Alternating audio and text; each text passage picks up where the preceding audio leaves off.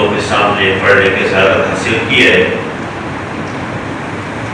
میں اس آیات اور اس حدیث کی روشنی میں چند منٹ میں آپ کے سامنے چند باتیں پیش کروں گا۔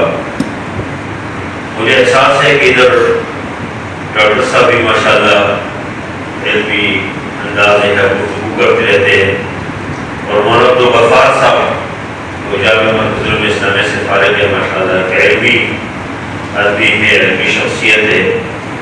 ہر موضوع پہ انہوں نے آپ کے سامنے گفتگو کی ہوگی، لیکن چونکہ ربیع الاول کا مہینہ ہے، اس میں نبی کریم صلی اللہ علیہ وسلم کے حوالے سے لوگ گفتگو کرتے ہیں، اور میں سمجھتا ہوں کہ یہ بڑی سعادت ہے کہ کوئی کچھ وقت کے لیے تقریر کی صورت میں، نعت کی صورت میں، نظم کی صورت میں، کہ نبی کریم صلی اللہ علیہ وسلم کے اوپر درود پڑھنے کی صورت میں اللہ کے نبی صلی اللہ علیہ وسلم کا تذکرہ کرے، یا اس طرح کی کوئی مجلس ہو اس میں کوئی بیٹھے، یہ بڑی سعادت کی بات، اس میں بہت زیادہ خیر ہے۔ اور اس آیات کے اندر نبی کریم صلی اللہ علیہ وسلم کی پوری زندگی کا اللہ تعالیٰ نے ہمارے سامنے ایک نمونے کے طور پر پیش کیا۔ فرمایا کہ لَقَدْ كَانَ لَكُمْ فِي رَسُولِ اللَّهِ أُسْوَةٌ حَسَنَةٌ، کہ آپ کے لیے نبی کریم صلی اللہ علیہ وسلم کی زندگی میں بہترین نمونہ ہے، اسوہ حسنہ ہے، بہترین نمونہ ہے۔ اور پھر فرمایا کہ یہ نمونہ ان لوگ کے لیے ہے لمن كان يرجو الله واليوم الآخر، جس کو یہ امید ہو کہ میں نے اللہ سے ملنا ہے، جس کو یہ احساس ہو، یہ امید ہو کہ میں نے مرنا ہے اور آخرت کے دن میں نے اللہ کے سامنے پیش ہونا ہے۔ لمن كان يرجو الله واليوم الآخر وذكر الله كثيرا، جو اللہ کو بار بار یاد کرتے ہیں۔ نبی کریم صلی اللہ علیہ وسلم وہ واحد نبی ہے اور بہترین اس کے نمونہ ہے، اور واحد پیغمبر ہے جس کی پوری زندگی ہمارے سامنے ہے۔ دیگر انبیاء جتنے بھی گزری ہے، حضرت آدم علیہ السلام سے لے کر عیسیٰ علیہ السلام تک، اور عیسیٰ علیہ السلام کے بعد آخری پیغمبر محمد رسول اللہ صلی اللہ علیہ وسلم ہے۔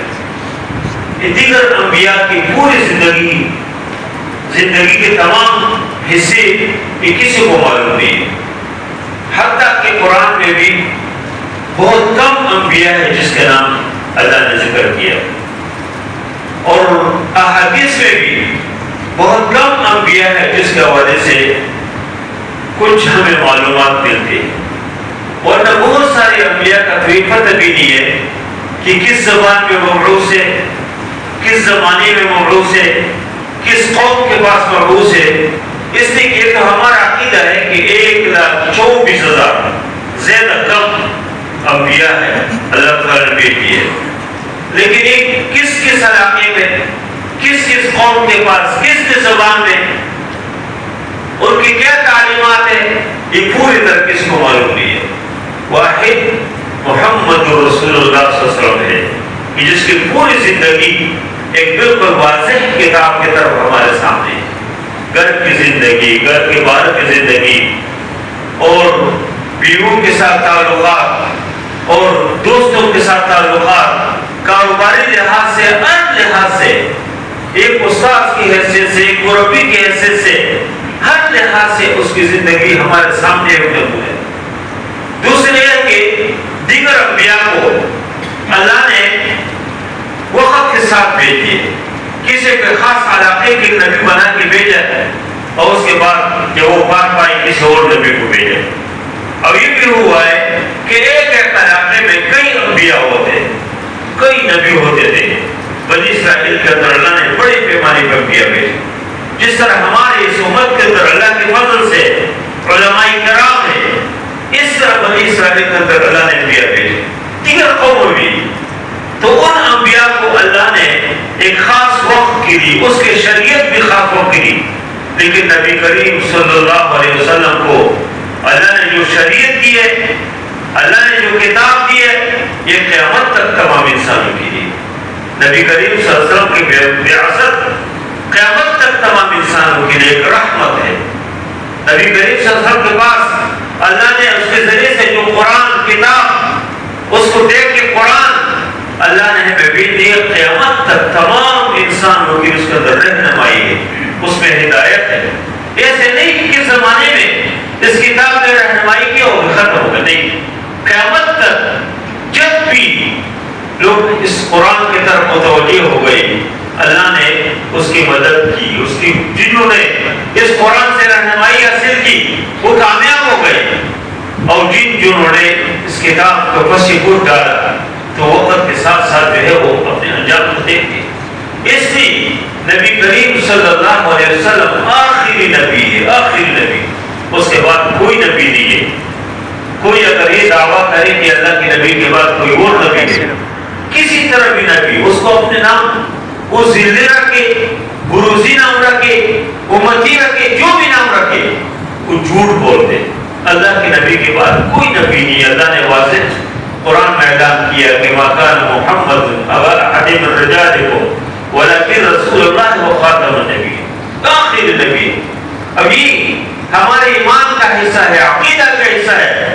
امام ابو حنیفہ رحمہ اللہ تو یہی تک فرماتے ہیں کہ کوئی اگر نبوت کا اعلان کرے کہ میں بھی نبی ہوں اور کوئی اس سے دلیل مانگتے ہے، دلیل کہ تم دلیل پیش کرو، آپ کے پاس کیا دلیل ہے، فرماتے وہ بھی کافر ہو جاتا۔ اس لیے کہ اللہ کے نبی آخری نبی، اس میں کوئی اس کی نبوت کے ختم ہونے میں کوئی شک نہیں ہے۔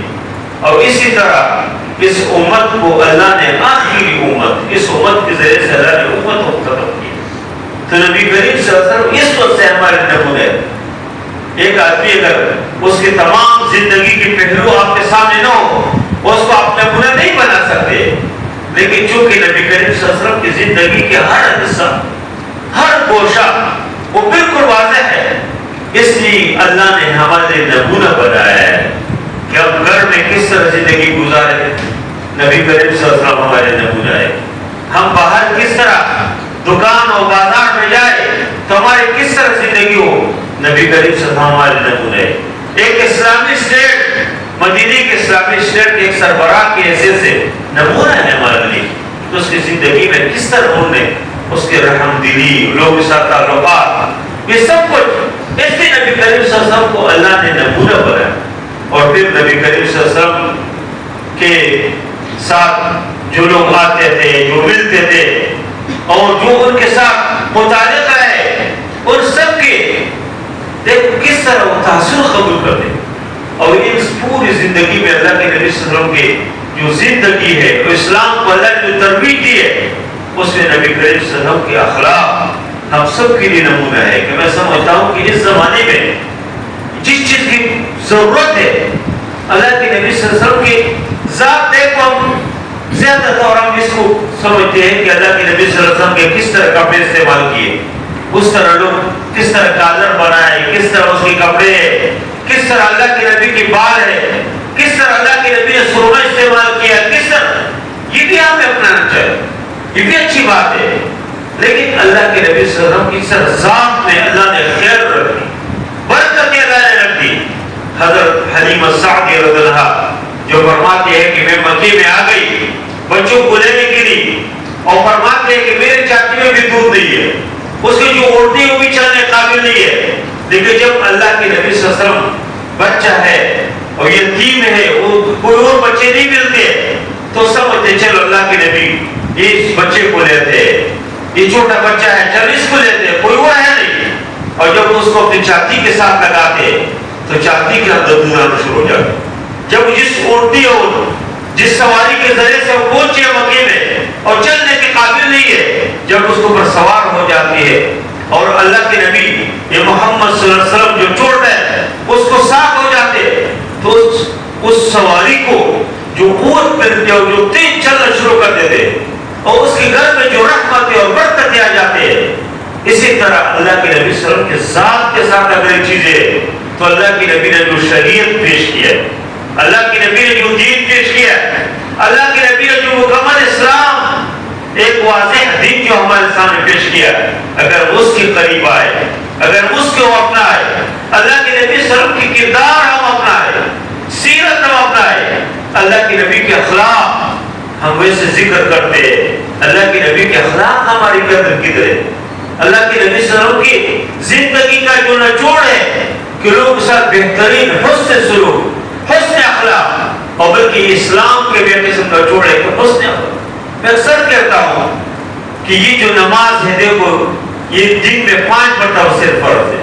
دن میں 5 مرتبہ نماز پڑھو، بس اور اوپر کوئی ذمہ داری نہیں ہے. روزہ سال میں 1 بار فرض ہے، 1 بار سال میں ہفتے 1 مہینے کے روزے رمضان کے ہم نے رکھ دیے، بات ختم ہے. حج عمر میں 1 بار فرض ہے، اور ہر آدمی کو فرض بھی نہیں ہے. جس کو اللہ نے استطاعت دی ہو، جس کے پاس پیسہ ہو، جو جا سکتے آ سکتے وسائل ہو، اس کے اوپر حج فرض ہے. اس طرح دیگر فرائض ہے کہ لیکن اخلاق یہ 24 گھنٹے فرض ہے. زندگی کا ایسے کوئی حصہ نہیں ہے تو کوئی کہے کہ نہیں اس میں اخلاق میں مجھے ضرورت نہیں ہے. اور نبی کریم صلی اللہ علیہ وسلم نے فرمایا کہ خیارکم خیارکم لأہلہ، فرمایا کہ تم میں سب سے بہتر وہ جو اپنے گھر والوں کے لیے بہتر ہو. خیارکم خیارکم لأہلہ، فرمایا کہ تم میں سب سے بہتر وہ ہے جو اپنے گھر کے لوگ کے لیے، اپنے خاندان کے لوگ کے لیے، اپنے بچوں بیوی کے لیے، اس کے لیے بہتر ہو. اور فرمایا وَأَنَا خَيْرُكُمْ لِأَهْلِي، اور فرمایا کہ تم میں بہتر ہوں اپنے گھر والوں کے لیے، اپنے گھر والوں کے لیے. اور ایک اہل کا اور گھر کا جو ذکر کیا، اس کا مطلب ہے کہ جہاں پر انسان زیادہ اٹھتے بیٹھتے ادھر انسان کے اخلاق کا پتہ چل جاتا ہے، انسان کے کردار کا پتہ چل جاتا ہے. ابھی میں نماز کے لیے آیا اور میں ہر آدمی کے ساتھ ہم سوچنگا سے بات کرو، یہ میرے اخلاق نہیں ہے. جب آپ میرے ساتھ سفر کریں، آپ میرے ساتھ گھر آئے، آپ میرے ساتھ اٹھے بیٹھے، آپ میرے ساتھ کاروبار کریں، میرے ساتھ کوئی معاملات آ جائے، پھر میرے اخلاق کا پتہ چل جائے. اس لیے اللہ کے نبی سے فرمایا کہ تم میں بہتر وہ ہوتے جو اپنے گھر والوں کے لیے، اپنے متعلقین کے لیے بہتر ہو. اور فرمایا کہ وَأَنَا خَيْرُكُمْ لِأَهْلِي، فرمایا کہ میں تم میں اپنے گھر والوں کے لیے، اپنے لوگ کے لیے، اپنے اہل و عیال کے لیے سب سے بہتر ہو. اور یہی اللہ کے نبی صلی اللہ علیہ وسلم کے اخلاق کی وجہ سے لوگ اسلام کے قریب آتے تھے، دین کے قریب آتے تھے. اور ہمارے جو مسلمان جو مختلف ملکوں میں گئے، ان کی اخلاق جب لوگ دیکھتے تو لوگ اسلام کے کئی جگہوں پہ سر ہوئے، لوگ اسلام کو قبول کرتے، دین کو قبول کرتے، شریعت کو، قرآن کے قریب آ جاتے. اور جہاں ہمارے مسلمانوں کے اخلاق صحیح نہیں ہے، معاملات صحیح نہیں ہے، کردار صحیح نہیں ہے، ادھر لوگ سمجھتے کہ یہ اسلام ہے، لوگ اسلام سے دور بھاگتے. خود نبی کریم صلی اللہ علیہ وسلم کی زندگی میں اس طرح کے بہت سارے واقعات ہیں کہ لوگ اللہ کے نبی کے اخلاق دیکھ اسلام قبول کیا. عائشہ سے کس نے پوچھا کہ اللہ کے نبی کے اخلاق کیا ہے؟ فرمایا کہ انک لست قرأت القرآن، تم قرآن نہیں پڑھتے. اور پھر فرمایا کہ کان خلقہ القرآن، کان خلقہ القرآن، اللہ کے نبی کے اخلاق قرآن ہے. قرآن نے جس چیز کو کہا کہ کرو وہ اللہ کے نبی نے کیا ہے، جس چیز سے منع کیا وہ منع ہوئے.